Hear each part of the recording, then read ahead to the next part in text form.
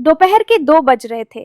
बाहर सूरज आग उगल रहा था और शांति देवी अपनी बालकनी से पड़ोसिन विमला को आवाज दे रही थी। विमला बहन, अरे विमला बहन, सो गई क्या? जरा बाहर तो आओ, देखो कैसी आग बरस रही है। अरे शांति बहन, इस लू में बाहर कौन निकलेगा?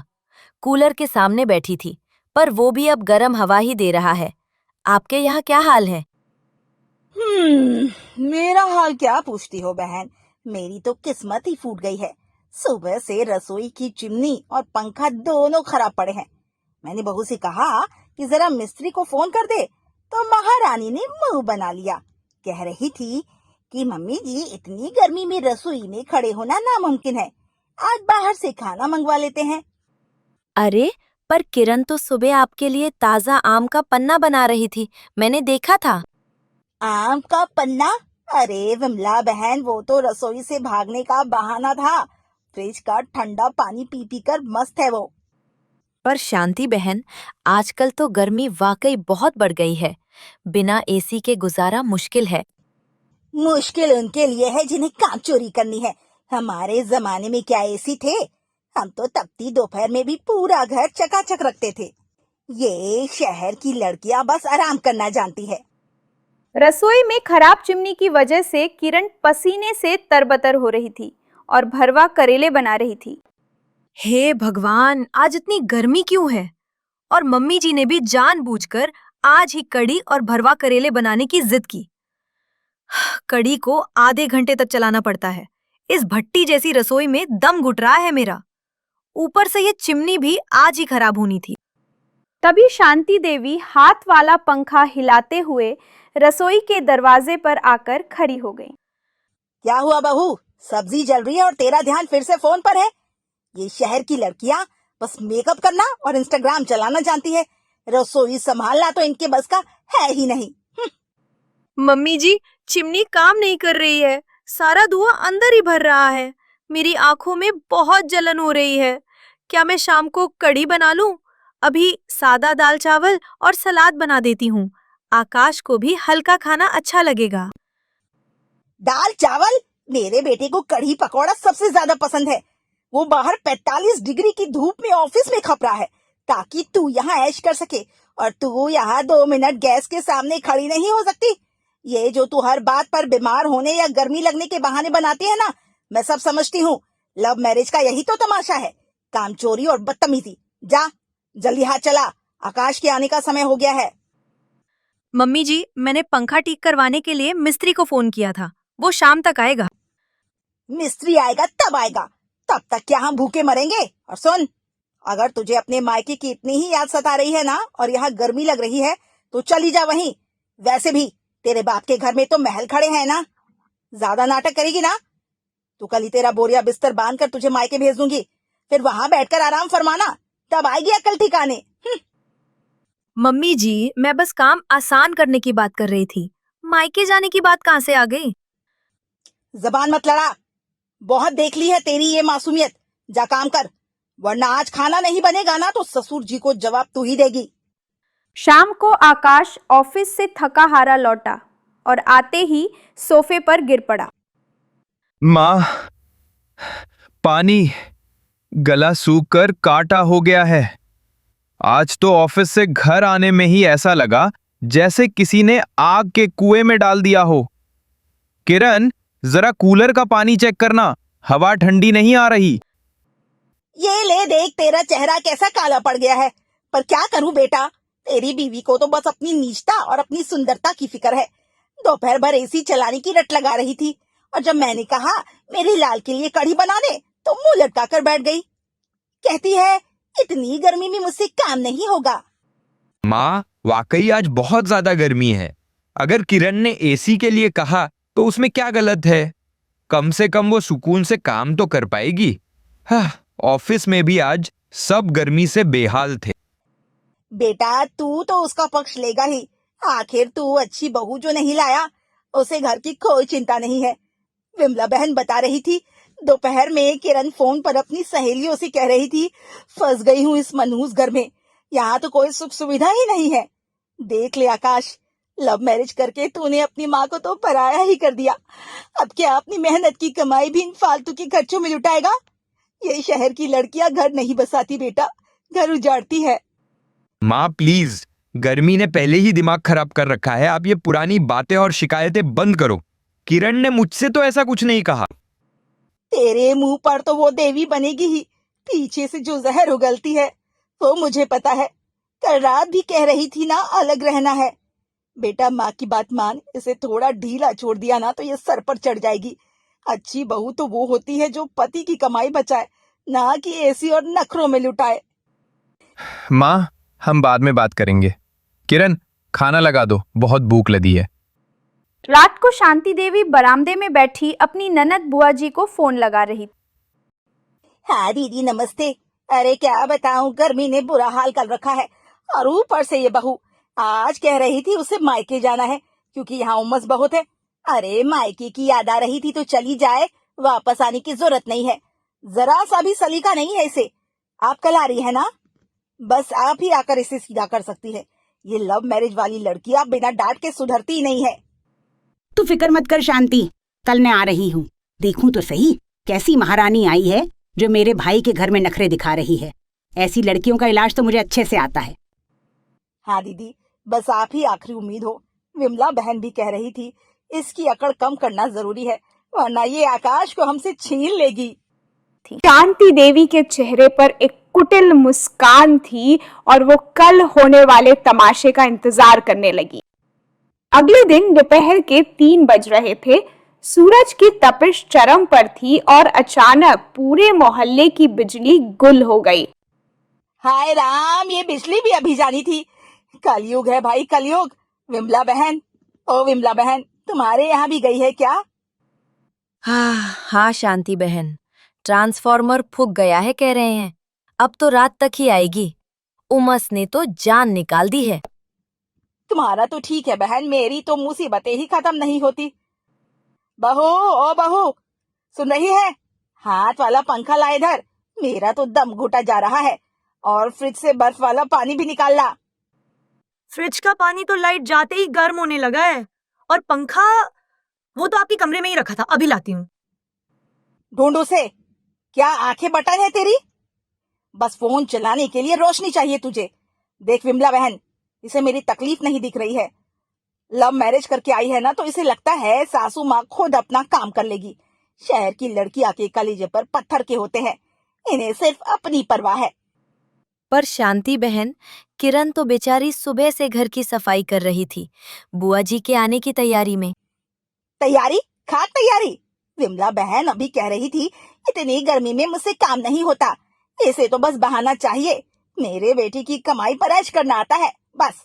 अभी देखना, जैसे ही आकाश आएगा ये बीमार होने का नाटक शुरू कर देगी। तभी शांति देवी का फोन बजा और उनकी ननद बुआ जी का कॉल स्क्रीन पर चमकने लगा।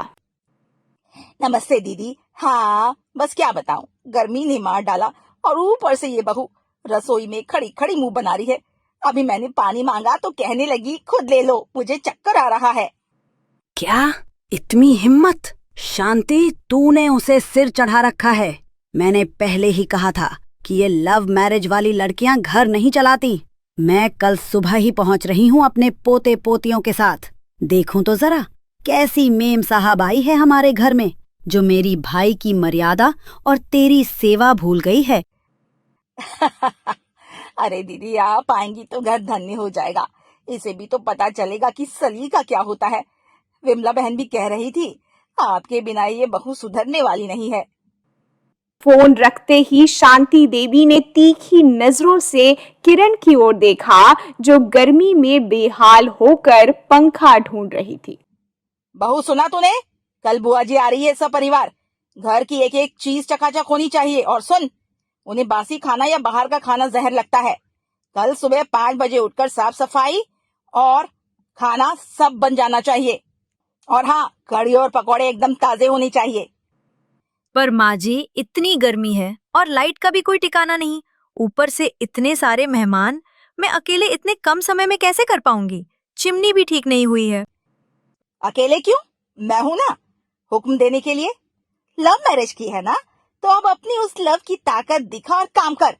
ज्यादा नाटक करेगी ना तो सीधा सामान बांधकर मायके भेज दूंगी। वहां जाकर आराम फरमाना, तब आएगी अकल ठिकाने।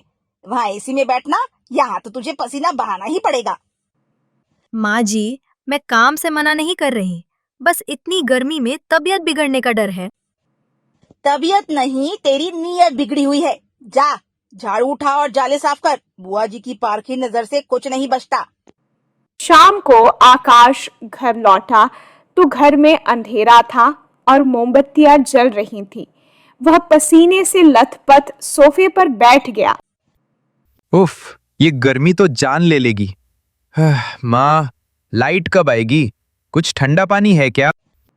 बेटा, फ्रिज तो शोपीस बन गया है। तेरी बीवी तो कमरे में खुद को पंखा झेल रही थी और मैं यहाँ गर्मी में सूख रही हूँ। अभी विमला बहन बता रही थी, किरण दोपहर में कह रही थी कि कैसा मनहूस घर है ये। यहाँ तो सुख सुविधा नहीं है। मैं तो अपने मायके चली जाऊंगी। माँ, किरण ऐसा क्यों कहेगी? वह तो खुद रसोई में मोमबत्ती जलाकर काम कर रही है। उसे भी तो गर्मी लग रही होगी। तू तो उसका गुलाम बन गया है आकाश। तुझे दिखता नहीं तू कैसी बहू उठा लाया है। घर में बुआ जी आ रही हैं और इसके माथे पर बल पड़े हैं। कह रही थी मेहमानों की फौज क्यों बुला ली इस गर्मी में। पर माँ, वाकई इस मौसम में मेहमानों की खातिरदारी मुश्किल तो है। किरण अकेली कैसे संभालेगी? यही तो परीक्षा है बेटा। अगर ये पास हुई तो ठीक, वरना मैं तो कहती हूँ इसे कुछ दिन के लिए इसके मायके छोड़ा। हमें भी चैन मिलेगा और इसे भी अपनी औकात पता चल जाएगी। विमला बहन भी कह रही थी, ऐसी लड़कियों के को मायके का डर दिखाना ही पड़ता है, तभी ये सुधरती है। माँ, आप फिर वही मायके वाली बात ले आई। हम मिलजुल कर काम कर लेंगे। मिलजुल कर? तू ऑफिस जाएगा या चूल्हा फूकेगा? देख लेना आकाश, ये बहू तुझे मुझसे अलग करके ही मानेगी।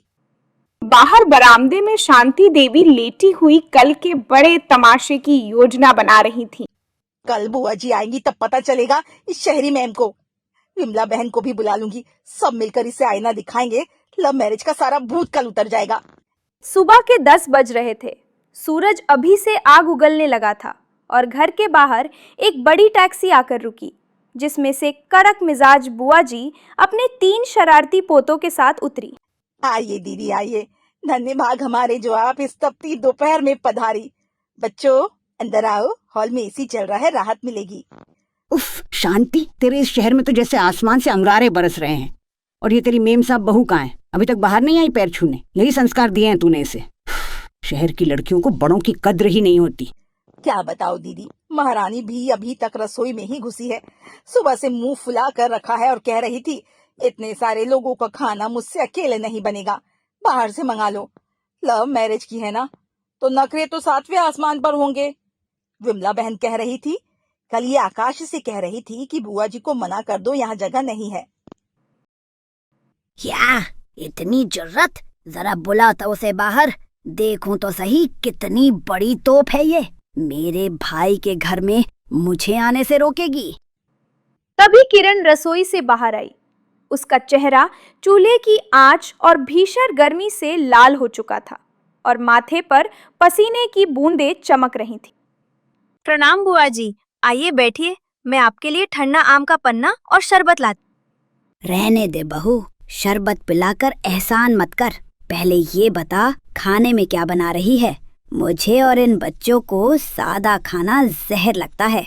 और सुन, कढ़ी में पकौड़े एकदम रूई जैसे नरम होने चाहिए और चावल खिले हुए। पनीर की सब्जी में मसाला हाथ का पिसा होना चाहिए। मिक्सी का स्वाद हमें नहीं भाता। दीदी इसे तो तड़का लगाना भी पहाड़ लगता है। सुबह कह रही थी, मम्मी जी बहुत गर्मी है, ऑनलाइन मंगा लेते हैं। देख लो दीदी, कैसी बहू उठा लाया है मेरा बेटा। घर की मर्यादा तो जैसे धूल में ही मिला दी है। ज्यादा नाटक करेगी ना किरण तो सीधा सामान बांधकर मायके भेज देंगे। वहीं जाकर ये अपनी मॉडर्न बातें झाड़ना, तब आएगी अकल ठिकाने। माँ जी, मैंने ऐसा कब कहा? मैं तो बस ये कह रही थी कि किचन की चिमनी खराब है और धुआं आंखों में जा रहा है, इसलिए थोड़ा समय लगेगा। तो आंखें बंद करके काम कर। हमारे जमाने में क्या चिमनी होती थी? चूल्हा फूक कर आंखें लाल हो जाती थी, पर कभी जबान नहीं लड़ाई। बहानेबाज कहीं की। जा रसोई में, बुआ जी को भूख लगी और बच्चों को लस्सी चाहिए। शांति, तेरी बहू को बोलना पूरियां एकदम करारी और फूली हुई होनी चाहिए। और हाँ, बच्चों को आम का रस भी चाहिए, ताजा निकाल कर देना, डिब्बे वाला मत पिलाना। देख रही है दीदी, इसके तेवर देखिए, जैसे हम पर एहसान कर रही हो। आकाश को तो इसने अपनी उंगलियों पर नचा रखा है। कल ही विमला बहन बता रही थी कि किरण फोन पर कह रही थी आकाश को इस घर से अलग ले जाऊंगी, यहाँ दम घुटता है। अरे ये तो घर तोड़ने वाली निकली। तू फिक्र मत कर शांति, आज मैं इसकी ऐसी क्लास लगाऊंगी, ये लव मैरिज का सारा भूत उतर जाएगा। इसे मायके का डर दिखा, तभी ये सुधरेगी। वही तो कर रही हूँ दीदी, पर ये तो ढीठ है, कहती है मायके की धमकी मत दिया करो। विमला बहन भी कह रही थी ऐसी लड़कियों को तो सीधा उनके बाप के घर ही छोड़ देना चाहिए।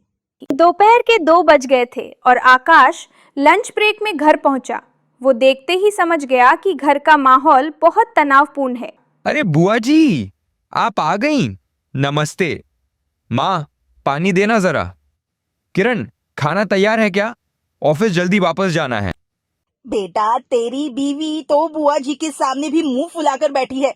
अभी कह रही थी तेरे रिश्तेदार मुफ्तखोर हैं, हर गर्मी में मुफ्त की रोटियां तोड़ने आ धमकते हैं। बेचारे बच्चे पानी मांग रहे थे और इसने अनसुना कर दिया। देख लिया आकाश, तू कैसी बहू लाया है। इसकी हरकतों से ना मेरी नाक कट रही है बुआ जी के सामने। माँ, किरण ऐसा कह ही नहीं सकती। वो तो सुबह से रसोई की भट्टी में जल रही है, उसे भी तो प्यास लगी होगी। तू तो हमेशा उसका ही साथ देगा। तुझे अपनी माँ की बात पर यकीन नहीं ना? विमला बहन कह रही थी किरण कल रात अपनी माँ से कह रही थी तेरी माँ और बुआ जी मिलकर उसे सता रही हैं। अगर तुझे मेरी इज्जत प्यारी है आकाश, तो आज इसे सबक सिखा, वरना मैं तो कहती हूँ इसे अभी इसी वक्त मायके छोड़ा। कम से कम घर में शांति तो रहेगी। यहाँ इसके नखरे बर्दाश्त नहीं होंगे मुझे। चलो दीदी, खाना लग गया है, देखते हैं महारानी ने क्या जहर घोला है आज। दोपहर के 2:30 बज रहे थे। डाइनिंग टेबल पर कढ़ी, पूरियां और लस्सी सजी हुई थी और उमस भरी गर्मी के बीच शांति देवी और बुआ जी की जबानें तेजी से चल रही थी। थू, ये क्या बनाया है? नमक है या जहर? शांति, तेरी बहू ने तो मेरा गला ही जला दिया। जानबूझकर ऐसा किया है इसने, ताकि हम दोबारा यहाँ ना आए। देखा आकाश, ये है तेरी लव मैरिज का स्वाद। सुबह से कह रही थी कि इतने मेहमानों के लिए खाना बनाना मेरे बस का नहीं है।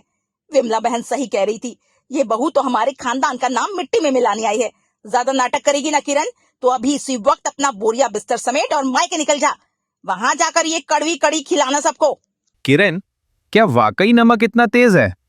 तुमने तो हमेशा अच्छा खाना बनाया है। बस माँ जी, बहुत हो गया, अब एक शब्द भी और नहीं। अरे ये देख शांति, इसकी जबान तो देखो, बड़ों को चुप करा रही है।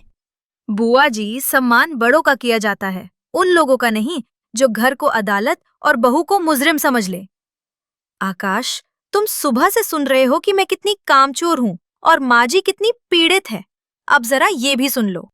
किरण ने मेज पर अपना फोन रखा और एक रिकॉर्डिंग प्ले कर दी, जिसमें शांति देवी और विमला की साफ आवाज आ रही थी। विमला बहन, मैं जानबूझकर आज कूलर का पानी नहीं भरूंगी और रसोई की चिमनी बंद रखूंगी, ताकि ये शहर की छोरी खुद ही तंग आकर मायके भाग जाए। और हाँ, कढ़ी में मैं ऊपर से मुट्ठी भर नमक डालूंगी, ताकि बुआ जी से खरी खोटी सुनाए। बेटा, वो विमला वो तो बस मजाक में कह रही थी। मजाक? और बुआ जी के कान भरना कि मैं उन्हें मुफ्तखोर कह रही हूँ, वो भी मजाक था? माँ जी, आपने 7 साल से मेरे मायके को अपनी ढाल बना रखा है। हर बात पर मायके भेज दूंगी कि धमकी? क्या मैं बाजार से खरीदा हुआ सामान हूँ जिसे आप जब चाहे रिटर्न कर दें? आकाश बेटा, ऐसा मत कह, मैं कहाँ जाऊंगी इस उम्र में। माँ जी, आपको कहीं जाने की जरूरत नहीं है, हम भी यही रहेंगे। लेकिन अब से इस घर में चुगली का नहीं, प्यार का कानून चलेगा। और अगली बार अगर आपने मायके भेजने की धमकी दी तो याद रखिएगा, इस बार आपका बेटा भी मेरे साथ उसी दरवाजे से बाहर निकलेगा। बुआ जी शर्मिंदगी में अपना बैग उठाकर बच्चों के साथ चुपचाप निकल गईं और शांति देवी अकेली मेज पर बैठी रह गईं। पानी पीजिए माँ जी, गर्मी बहुत है, दिमाग को शांत रखिए। कल सुबह हम सब मिलकर चिमनी ठीक करवाएंगे। लव मैरिज हो या अरेंज, घर तो सबका है ना।